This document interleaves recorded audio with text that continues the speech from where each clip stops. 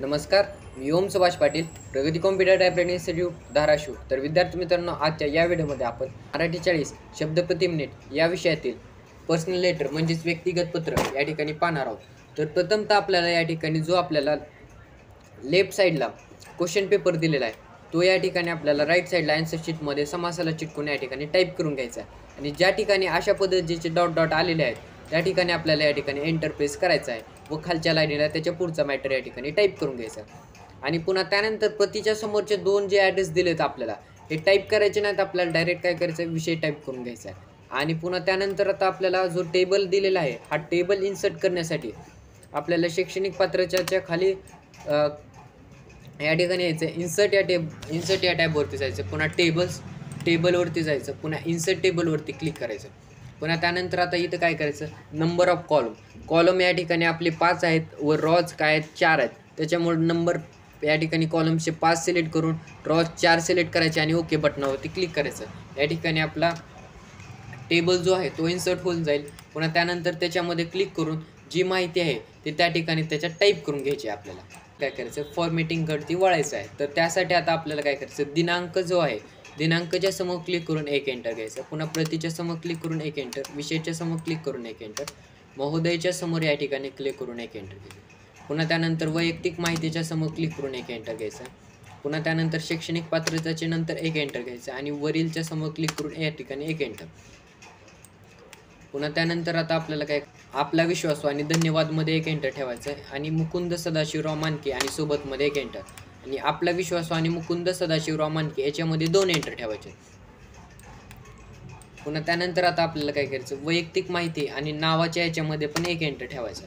पुन्हा वैयक्तिक माहिती या ठिकाणी सिलेक्ट करायची, याला आपल्याला बोल्ड करून घ्यायचं, बोल्ड आणि अंडरलाईन करून याला पॅरेग्राफ या ऑप्शनवरती जाऊन सेंटर अलाइनमेंट द्यायची.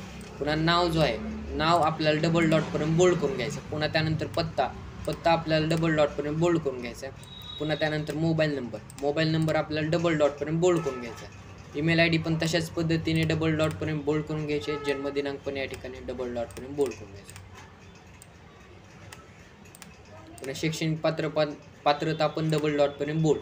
पुन्हा नावाच्या समोर क्लिक करायचं व त्या ह्याला डबल डॉटला चिटकून आपल्याला या ठिकाणी 2 टॅब घ्यायचे. पुन्हा त्या तशाच पद्धतीने पत्त्याला पण या ठिकाणी डबल डॉटला चिटकून कर्सर घ्यायचा व 2 टॅब द्यायचे. मोबाईल नंबरला पण सेम तसंच, मोबाईल नंबरला 1 टॅब बसतं त्यामुळे एकच घ्यायचा. ईमेल आय डीला पण एकच घ्यायचा, कारण की त्या ठिकाणी जे डॉट डॉट्स आहेत हे डॉट डॉट्स एका लाईनीत यायला पाहिजे. जर नावाला 2 टॅब बसत असतील, पत्त्याला पण 2 टॅब बसतेस, पुन्हा मोबाईल नंबरला 2 टॅब बसत नाहीत, एकच टॅब बसते, तर एकच टॅब घ्यायचा. पुन्हा त्यानंतर नावाच्या समोर क्लिक करायचं, या ठिकाणी मुकुंद याला कर्सर चिटकून घ्यायचा आणि याला 1 टॅब द्यायचा. पुन्हा त्याच पद्धतीने पत्त्याला पण तसं सेम करायचं, मोबाईल नंबर पण सेम. त्यानंतर ईमेल आय डीला पण तशाच पद्धतीने 1 टॅब द्यायचे.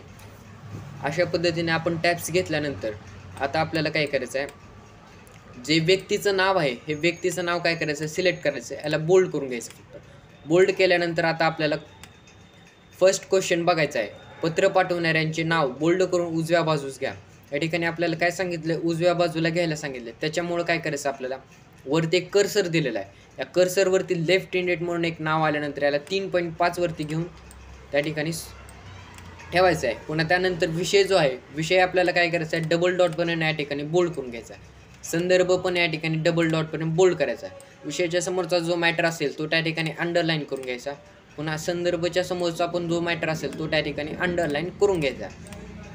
आता आपल्याला थर्ड क्वेश्चन बघायचा आहे. थर्ड क्वेश्चनमध्ये काय सांगितलं आपल्याला, पत्रातील परिच्छेद पदसोड पद्धतीने टंकलित करा. पदसोड पद्धत म्हणजेच इंडेक्स स्टाईलने आपल्याला काय करायचं सांगितलं, पत्रातला परिच्छेद टाईप करायला सांगितलं.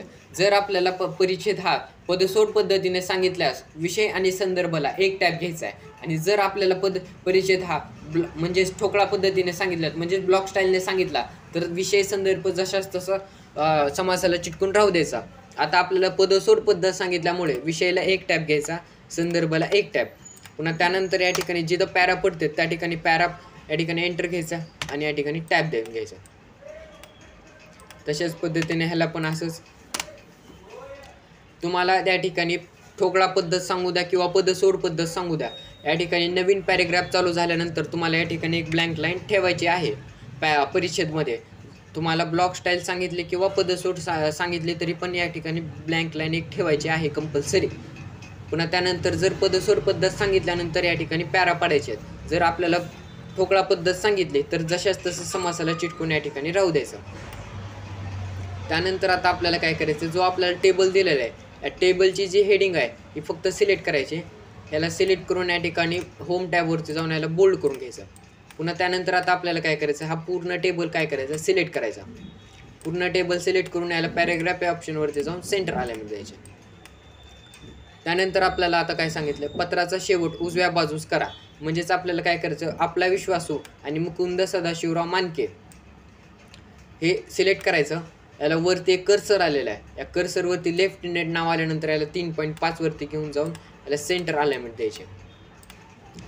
जर आपल्याला समजा या ठिकाणी डाव्या बाजूस करा म्हणून सांगितलं असतं तर जशाच तसं त्या ठिकाणी ठेवायचं आपल्याला. त्याच्यामुळे आपल्याला काय करायचं, आता जो आपण परिच्छेद टाईप केलता याला सिलेक्ट करायचं. याला पॅरेग्राफ या ऑप्शनवरती जाऊन जस्टिफाय करायचं. पुन्हा वरील आणि धन्यवाद हे खालचा पण थोडा पॅरेग्राफ या ठिकाणी जस्टिफाय करून घ्यायचा. अशा पद्धतीने फॉर्मॅटिंग केल्यानंतर आपल्याला मेलिंग या ऑप्शनवरती क्लिक करायचं. Start mail merge, select recipient, type a new list. त्यानंतर आता न्यू एंट्री म्हणून एक बटन येते, याच्यावरती 2 वेळेस क्लिक करायचं आणि 2 एंटर घ्यायच्या. त्यानंतर आपल्याला काय सांगितलं, प्रतीच्या समोर पहिल्या सुरू काय आहे, मॅनेजर. या ठिकाणी मॅनेजर जो आहे तो मॅनेजर फर्स्ट नेममध्ये टाईप करायचा आणि बजाज ऑटो कंपनी ही ॲड्रेस लाईन 1मध्ये टाईप करायचं. अशा पद्धतीने आपल्याला दोन्ही ॲड्रेस या ठिकाणी टाईप करून घ्यायचे. 2 ॲड्रेस टाईप केल्यानंतर या ठिकाणी आपल्याला ओके बटनावरती क्लिक करायचं आहे. त्यानंतर राईट इन्सर्ट मर्ज फील्ड्सवरती क्लिक करून या ठिकाणी फर्स्ट नेम घ्यायचा, 1 एंटर द्यायचा. पुन्हा त्यानंतर त्याच्या खाली ॲड्रेस लाईन 1, 1 एंटर. पुन्हा त्याच्या खाली ॲड्रेस लाईन 2 घ्यायची आणि विषय आणि ॲड्रेस लाईन 2मध्ये या ठिकाणी 1 एंटर राहू द्यायचा. पुन्हा त्यानंतर आता आपल्याला काय करायचं, प्रिव्ह्यू रिझल्टवरती क्लिक करायचं आहे आणि हा लास्टचा आणि हा फर्स्टचा या ठिकाणी बघून घ्यायचा. आता आपल्याला सेकंड क्वेश्चन काय सांगितलं आहे, पत्रातील पत्ता ठोकळा पद्धतीने मेल मर्जचा वापर करून टंकलित करा.